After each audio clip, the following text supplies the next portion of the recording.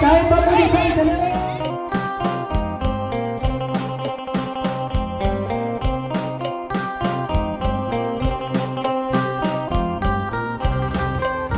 เอาพี่น้องเอ้ยกำลังแจกเนาะบาทนี้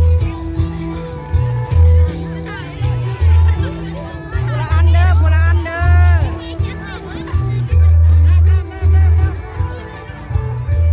ผมมีเอาหน้ามาให้หน้าผมมี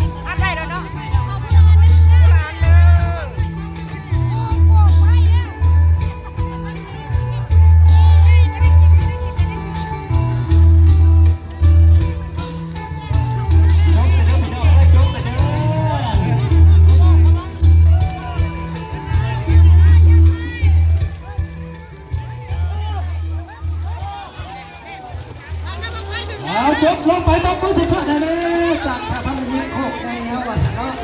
ขอขอบคุณเจริญเด้อ พี่โดมันอยู่ลุ่มเนาะ ขอบคุณครับพี่น้องเรา ถือว่าเป็นนักทีมไทย แมนบรรยากาศที่ดีและการพี่น้องเรามาอยู่ในจังหวัดเป็ดทำงานรับมาสั่ง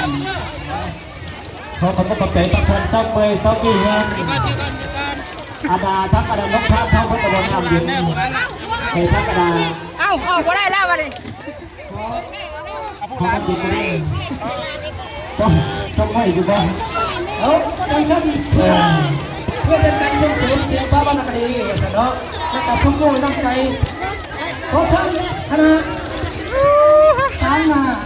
พี่น้อง อันนี้วันนี้ประบันโคกคณะที่หนึ่ง ขอประทับทักทักหัวหน้าได้พี่น้องได้เป็นกระชู้น้อง อย่าเสียงอย่า ได้ เสี เป็นกระ ยง ชู้บ่อันนั้นเป็นประกันเข้าชกกันได้ก่อนเด็กต้องกันได้ห้อง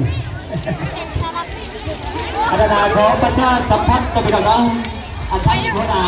ครูอาจารย์หลักหน่อยเขาหลักเรียนการศึกษาตะบนสมุนบ้านโคกเขานักนาพระเจ้าโดยทักอาหัวหน้าขบวนกับพี่น้องได้ศิลปะวรรณคดี ปิดไว้ลง ทั้งอาจารย์ในนัก ปิดไว้กันเด้อปิดไว้กันเด้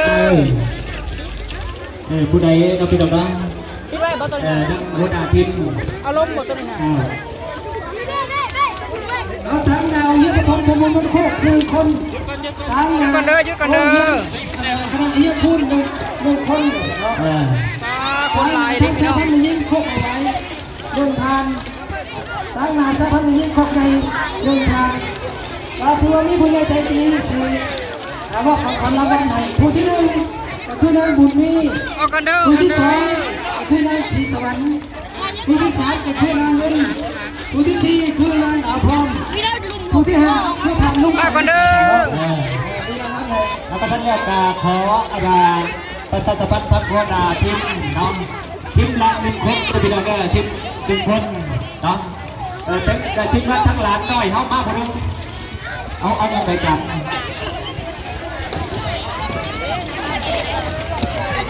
เอาทั้งไอ้หน้าพับไส้ก่อนฮะเอาทั้งหน้าพับไส้คือเก่านะพี่น้องเนี่ยอันนี้ทีมงานทั้งอาจารย์บุญมากเลยเขาเป็นอาจารย์ต้องทีมงานทั้งหัวหน้าสาพันธ์ทั้งอาโคกใหญ่มาเลยนักเอกสารน้องและปัจจุบันที่สองทั้งอาดาหัวหน้าสาพันธ์ประจาทั้งโคกก็ไปมาแล้ว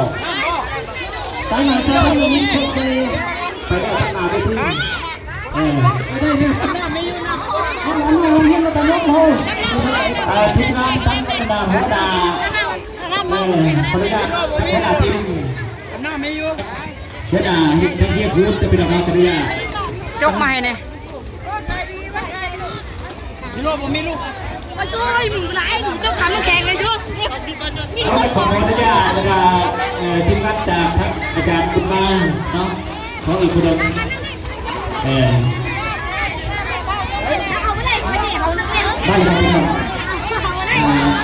1 2 3 4เดือนห้า นี่นะจ๊ะมึงต้องเรียนเลยเรียกกูออกได้ออกได้ออกได้ เอาบรรยากาศ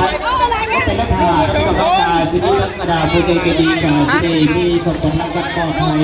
และทางการเป็นกลุ่มก็ได้ผู้คนที่เข้ามาทำดีเนาะแล้วก็ขอขอบคุณใจผมเป็นพี่น้องนะครับน้องขอบคุณที่เกียรติที่ดีต่อผมพวกเราก็ได้ประเพณีประจำปีมาเพื่อเขาไม่ได้การที่ว่าต้องการอะไรจากพี่น้องนะจะขอประกาศ ออกก่อน เป็นการถ่ายในประกาศต้องปฏิบัติต่อเป็นคนวัดกับพี่น้องนักประกาศเต็มกับพี่น้องน้ำอาหลายผู้หลายคนเป็นย่างไปไกลกับคนอื่นพี่น้องเอกสารสัญญาต้องดูทุกกระไดนะ เอาละการจะขอประชาสัมพันธ์อีกคนนึงนะพี่น้อง เดี๋ยว เด้อ เนาะก็จกเอาดี อัน เด้อ ใดที่ว่าบูชาตั้งไทยตอนนี้ยังบ่มีรายชื่ออยู่3,000ถ้าบ่มารายงานชื่อแม่นที่บ่ได้ให้จูนที่บ่ได้เป็นทางนะพี่น้องเด้อตอนนี้ขาดอยู่3ตั้งน้องถ้าบ่ได้เอาไปแล้วมาแจ้งรายชื่อประชาสัมพันธ์อีกเด้อน้อง และการบังให้อยู่ขานอกแมนที่บ่ได้ให้เป็นจูนทางบ่มาลงทะเบียนหรือว่าบ่มาแจ้งกับประการน้องต้องมาแจ้งสักคนเด้อพี่น้องเด้อก่อนที่จูนการต้องให้อาดาบังไพ่เรามาจากทัพบึงวะน้องขึ้นก่อนรถสมอนแล้วตามต่อบังไพ่มาจากทัพโคกเอาไว้ที่วัดทางมาจากไอ้แปดจาก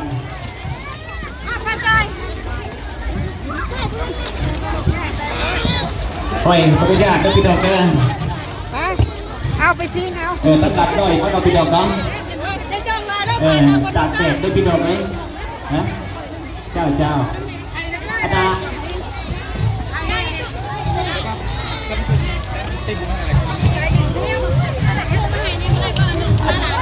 คนไทยมาจังแต่พวกได้เลยเขามาอีกหน่อยจะมาได้เพราะว่ายังอนุกรรมการเขายังพอทันได้แล้วนะพี่ดอกเนาะทุกคนต้องขึ้นต่อหางประพ่อของพี่ดอกว่าเจ้าหน้าที่ที่ว่ารับผิดชอบกระทรวงกสทั้งอะไรทั้งนาประตูจะเฉพาะให้เขาบักเพราะว่าทำไมเขาจะท่านได้สำเร็จกับพี่ดอกยังก็ท่านได้แล้วแล้วก็จะขอประชาสัมพันธ์ว่าเสียงสว่างอันทั้งสุขวัฒน์ทั้งอดีตคุณมาเคลื่อนที่ออกไปแล้วก็พี่ดอกจะหาออกไปแล้วบ่ทดสอบมันได้หรือบ่ทั้งอดีตกรรมการที่สอบทั้งหางก็ครับตอนนี้การที่ว่าทางการเข้าเกียรติเด็ดมันแล้วได้พี่น้องได้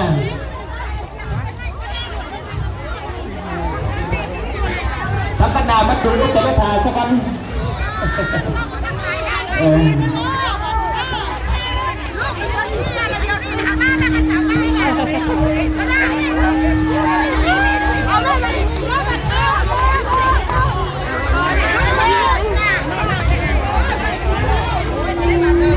เอาก็ยังไม่หายเลย ดูกรรมการเขา เป็นเลยบัตร ดูกรรมการดูแลทางทีมงานเนาะตัวคุณเป็นเจ้ากระดาษอันเป็นค่าเจ้าพายเจ้ากระดาษวิธีการยักษ์ประเด็นได้พี่น้องได้การขบวนเพลงลำทุกวงเขาบ้านทั้งกระดาษประตูลูกกระดาษทั้งกระดาษทั้งเข่าได้พี่น้องเนาะยังไงทั้งกรรมการทั้งนายกอบตอบตป้องกันท่องเที่ยวพื้นที่มีค่าเจ้าพายเนาะในบนในบนเขาบ้านเองที่บอกว่าจะเป็นแบบนี้บันไดนักขับประเทศบันไดอาสาขายเอาที่ว่าแล้วทำให้ทุกคนเลยด้วยกัน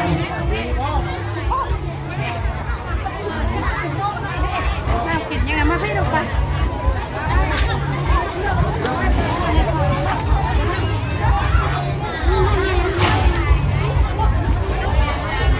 วันในสระ ฟ้าคนลายแหงพี่น้องเลย และการพูดที่ว่าอีกที่หรือว่าพูดที่ว่าจะบอกเนาะแล้วก็ต่อไปเป็นน้องพูดที่ว่าอีกที่อยากจะสนุกศิลปะวัฒนธรรมดีหรือว่าอันนี้ทั้งหลานก็พี่น้องเนาะหลานต่อยเฮาหรือว่ากับคุณตู้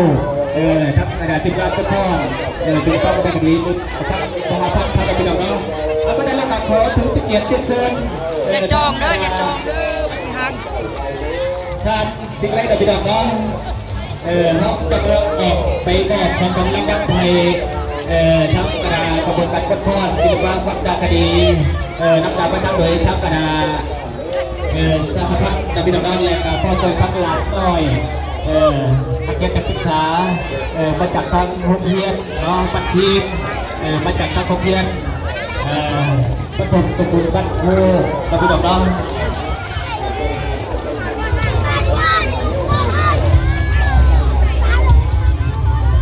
ปิดไว้บ่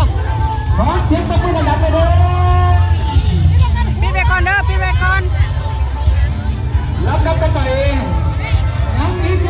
ยังหลายพี่น้องยังหลายกันไป ปิดก่อนปิดก่อนปิดก่อน ทางล่างทีมตะวันขอธุรกิจตำรวจจับพี่น้องบ้านขอขบวนคนไหนมาสักข้อเอาข่าวมาเลยอาจารย์กระดาษบางท่านพี่อยากเพราะว่าบางทีเอามาให้ท่านเป็นคนต่างๆตัวนี้มาอยากได้เขาต้องนานฮะ ได้ได้จะไม่ได้สัมภาษณ์ได้ได้แบบนี้ได้ ปิดบ่ ขอบใจต้นพิเศษเลยแล้วพิเศษมาในพิเศษถ้าคุณอยากจะดีเนาะแม่คุณมาแม่คุณมาทั้งแต่คุณมาอยากส่งเสริมลูกหลานเรา ทีมงานไหนเนาะ เอาหลานไม่ตะเคียนนะมันยืนเป็นแถวเด้อมันยืนเป็นแถวเนาะ นักเรียนนักศึกษารายการบอลโดยทั้งกระดาษมาจากทั้งอาจจะว่าสองทั้งทิศไปก่อน แม่ทั้งสองคณะเลย นักสองคณะนักเรียนนักศึกษาต้องหน่อยเขาเล่นเป็นแถวได้หลายเล่นเป็นแถวเล่นเป็นแถวอีหลายจะเป็นแถวมาจากทั้งเรียนทั้งกระดาษประถมสมบูรณ์บรรพคนเล่นเป็นแถวสมบูรณ์จะเป็นแถวอีหลาย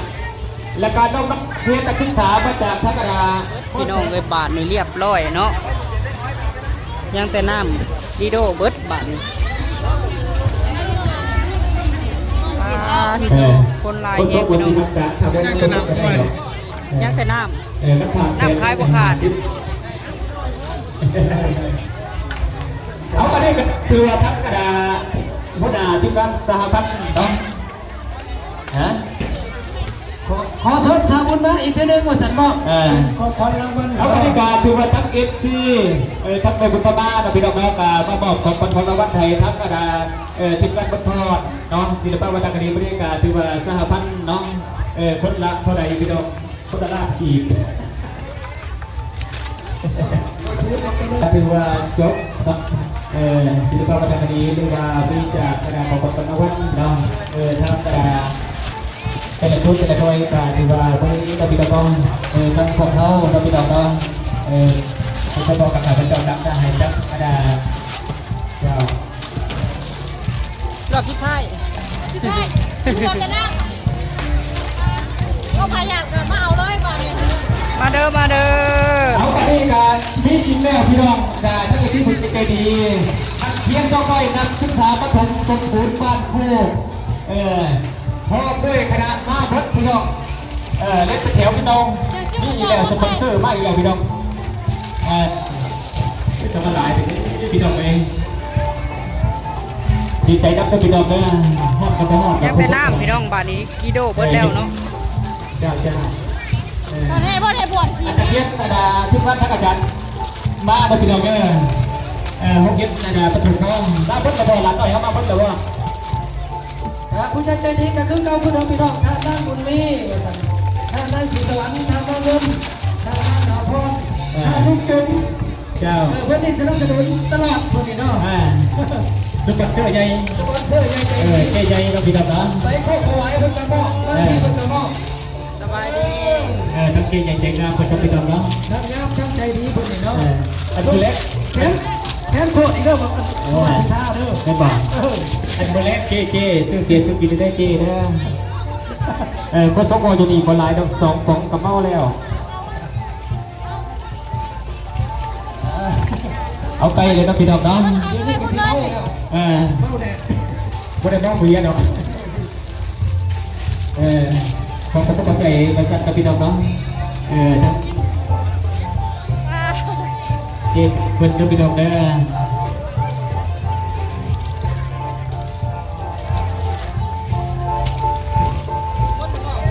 เบิดแล้วดีโด เอาสุด เบิ ท้า ด ยอาจารย์บุญมาบ้านนี้ป้าเฮาบ้านนี้ว่าเอารางวัลให้ได้แต่บุญมาไปเจ้าคุณจะคอยจะไปเอาสุดท้าย เอาจังกระ แต่ ดาษ น้ำ หัว พี่น้อง ดา ดีโดเบิดเล กระ ย ดาษ เขาได้หลายหน่วยเขาได้จะเป็นลุง เอาเส้นตะกันเด้อทั้งตำราอะไรห้องมาจัดตะกี้ดอกน้ำขอขอบพระคุณใจหลายๆมาจัดทั้งกระดาษในเกณฑ์งานเป็นตะกี้ดอกน้ำเอาตะกี้กับอานาทักนี่ตะกี้ใช้ตั้งเวลาตะกี้ดอกน้ำไว้ที่เอาเลยเต้ากระจกคำคือเก่าตะกี้ดอกน้ำ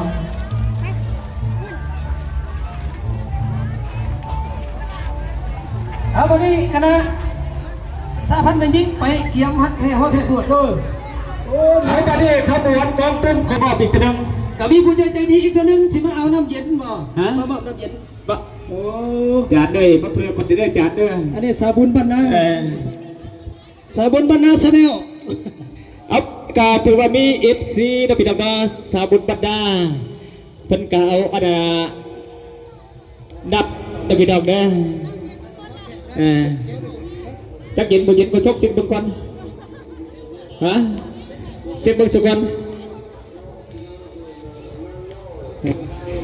คัดผู้ใดอยากเย็นเนี่ยอยู่กดเด้อกดเย็นเจ้า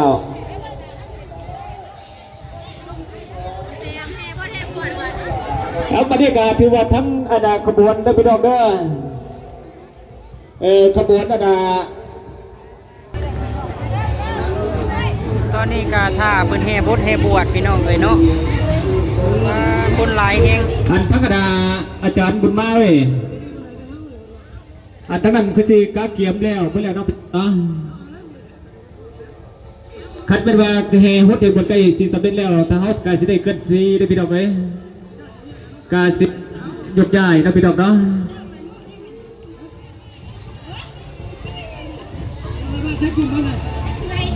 มือแรงมีหมอลำเรื่องมือแรงมาเบิ่งหมอลำเรื่อง